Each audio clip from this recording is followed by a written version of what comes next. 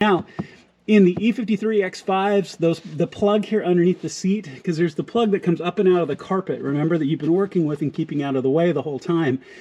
Now, the seat itself, the plug receptacle in the seat is very famous for having the plugs back out of the harness that it fits into.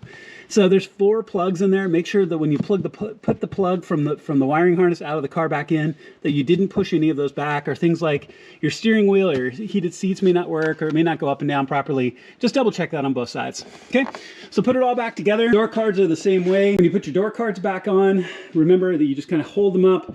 You plug everything back in, all of your switches. You put those horseshoe collar plugs back in for all of your switches and the windows.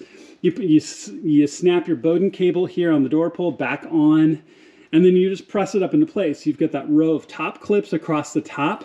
You press the door into place over your locking pin, and then once that hung into place, you can look down all of your edges to make sure your nylon pins are all straight, because they will mash if they're not lined up, right? And then your door card won't press back in properly.